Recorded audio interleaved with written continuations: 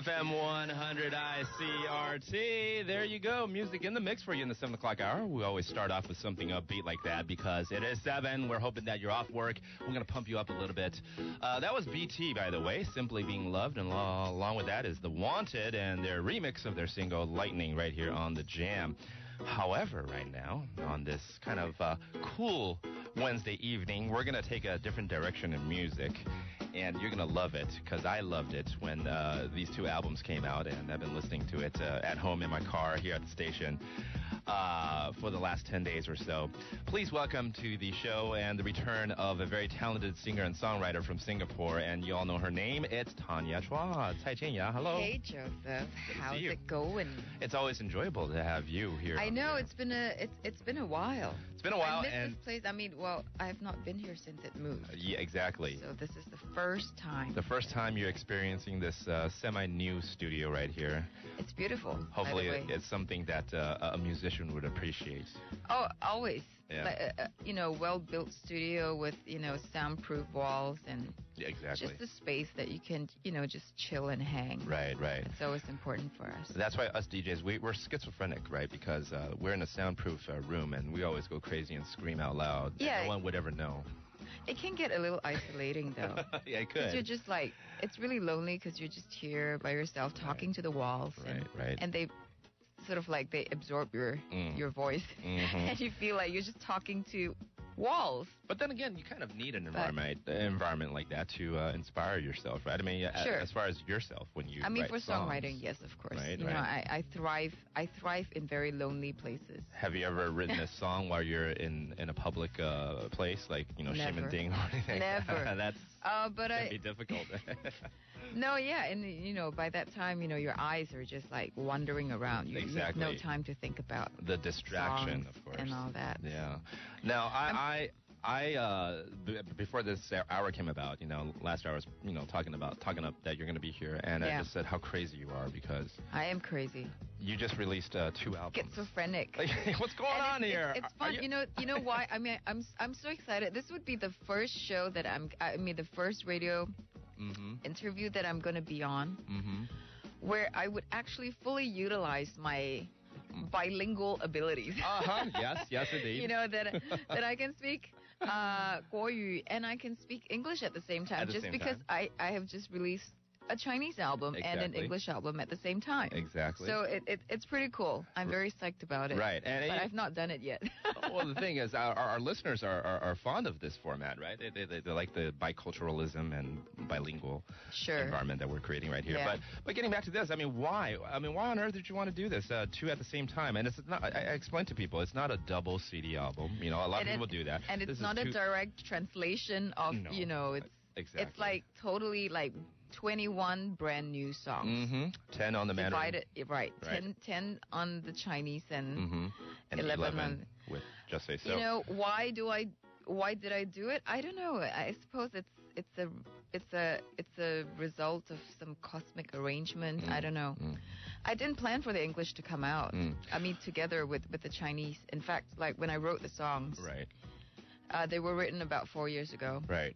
Because, when I was going through a really, just like a traumatic relationship, and I was just hysterical, and I was just writing it like incessantly. And they were just like a way of me to, just let go of all the emotions within myself. Okay. And they became like a diary, which I sort of like closed the book, and I didn't want to like look at or like hear, like listen to the songs again until last year. So this English album is actually very dear to your heart. It's it's dear to my heart, but at the same time, I feel like, okay, 4 years have passed. I think I can. Right. I can treat it like, it's like an old baggage that I'm trying to get rid of, because there's so much emotions in them. And 4 years later, I feel different about these songs now, so I can actually sort of like face them with bravery, with courage, exactly. And detachment, actually. Right. Yeah, you can detach yourself from those actual intense emotions that I had before. All right. Yeah. So it had to do with your romantic instability at that time? Instability. I'm trying to, I suppose it was I'm pretty. trying to find a, It's right word for it. unstable. Yeah. Is that right? But Yeah, now, it was- I mean, we're yeah. on I a mean, different page now. Oh aren't yeah, we? totally. Okay. Yes. You're everything's smooth. I'm fine. I'm cool. I'm hanging, chilling. But actually, worth pointing out is, we've all known that you released, both English and Mandarin albums in the past, but it's been a while since we heard an English studio album. It's been 9 years. Has it been that long? My first album. Dang. I don't know if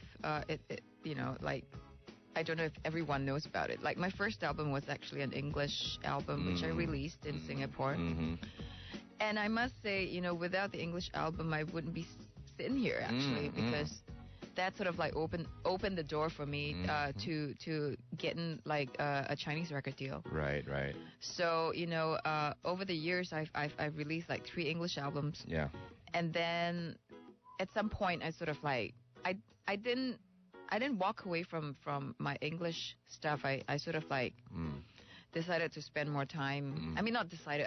Somehow, you just start spending more time on the Chinese album, Exactly. music. I was going to say, I mean, it's probably a combination of a lot of things. And of course, it's reality. I mean, you've been rolling out with great Mandarin albums one after another, too. So, of course, that naturally took its course. And and it was very would time-consuming occupy. and very soul-consuming as well. Every time when you release an album, it saps out, a lot of your energy. It's like taking a piece of you. You're tearing one part of you, away from your body. Thinking back, it's been more than a decade now, huh? It's been 9 years since the last English album. Right. But, So but as far as making music, it's more than a decade now. Yes, you have to point that out.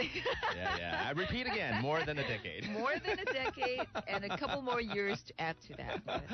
But I'm proud of it. I'm happy that I'm still sitting here. I mean, everyone have enjoyed your music over the years, of course, of all ages too, and even bringing back memories to your first Mandarin song and a music video that did not include you in it, but I still remember. Yes, that was hideous. Who she was a great breakthrough, of course, for I mean, a lot of people here. I'm very thankful. I'm very thankful for the journey that I've walked. The people and things that have inspired me throughout this whole journey, and I mean, just being able to make music right here, right now, without feeling jaded. I think that's like it's really 很难得. Yeah. It's a precious and hard journey, actually, no matter how you look at it, Yeah. There's so much to talk about, but at the same time, you have 21 fresh tracks right here. Yeah. That, it's like a buffet. Like, where do I start? Where do I start here? Yeah. Should I go with the appetizer first, or should I just jump into the steak, or just take a pic? Or that sweet tiramisu looks good too, Yeah. I want to start with something a bit more upbeat right here, and this is from your Mandarin albums, Without I. And I like the music styles that you've presented in this Mandarin album. They were all actually these 2 albums. They were made by the same musicians. They were all in. They're like fully made in LA. I flew to Los Angeles. No wonder. Okay. And I got a bunch of musicians, and we just jammed out the entire album. Oh yeah, the arrangements of all these songs. Some have this retro feel to it. Yeah, that's funny. Like that. I'm getting a lot of that. The whole retro. I like a lot of reviews. Like people are saying, "Oh, you've got this like really retro thing going on." Yeah. But I didn't really think about it. You're incorporating a lot of the Western-styled arrangements into your Mandarin music. I think it's that's just part of me. I'm not trying to be Western. I suppose that's just part of me. Yeah. But here's a track called 别找我麻烦. Oh, I love that. That's a funny song. It's a fun 俏皮 kind of 俏皮 song. It came about, when everything in my life just sort of like just went just topsy-turvy and just went so bad. Right. So how should we translate this? Don't pick on me, trouble, stay away. It's like rain, go away, come again another day kind of thing. Yeah, that type of thing. Hear it out. Here's Cai Jianya from one of her 2 albums that came out about 10, 11 days ago. This from 说到爱 is 别找我麻烦 Cai Jianya. 别找我麻烦 Cai Jianya. Tanya right here on ICRT FM 100. I like the incorporation of that. That's a trumpet, huh? It's a trumpet, solo trumpet. You know, with the with the little cup that they use. Yeah. It's really funny. I love how it wails. Mm-hmm. Like wah! It's almost like a baby, you know, like wailing. Have you tried it? No, I don't think I would. You're not a trumpet player. It just looks so tedious, you know. I mean, just looking at the expressions. Right. When they're just blowing the trumpet, it's just like. It's okay. But you see, that's something that's kind of old school that people would incorporate into their, their music. Right? I think the cool thing about, you know, making these two albums in the way that I did this time, you know, getting a bunch of musicians, and we really, really did it live. Uh-huh. Like, everyone was feeding off from each other's energy, and we tracked it at the same time, simultaneously. It's not like a multi-track, like, you know, where the guitarist would go in and, like, play a track, and then the drummer would go in and lay a track. It's really like, it's so old-fashioned. It's so old school. Like, everyone's just in the same room. Exactly, which reminds me of something. Well, you're looking really frantic. What are you looking for? I thought I saw a piece somewhere on your sheet here saying that a certain song, it could have been that song, that a bunch of people were clapping, and then you credited a bunch of fun people in the room or something. That's right. There is. Somewhere. Let me look for it. I saw that somewhere. Like, well, that's an interesting credit. In all my credits, I usually, there you go. Okay, here. It is there, right? I knew I saw that. Here it is. It's okay. There. Hand claps and snaps. That's a few good men in the room. Exactly. That's what I wanted to point out. I actually posted, you know, if whoever's interested, you know, I actually posted like 2 videos that I took on my, you know, during my trip to LA. The production, I took 2 videos of these guys like clapping and snapping away. It was really funny, and I posted it on my Facebook. So if you guys are interested, you can look at it, because I was laughing hysterically. Okay. It was really funny. That's a fun part of it. Because, I mean, you know, it's just like a bunch of a few good men, you know, like snapping and clapping away. Yeah, that was really fun. Yeah. Well, thank you, A Few Good Men, for completing the song. Yeah, right here. Listen up. We're going to have to take a break right now. We have our entertainment report, and we're going to have more tracks, of course, from both albums. In fact, we should switch over to the English album. Very cool. After the break. So stay tuned to ICRT. Entertainment report, America. Yes, thank God I'm not a Bruin. I'm from Irvine. But let's get back to that Twilight record-breaking whatever statistics you just threw out there. And Tanya's going to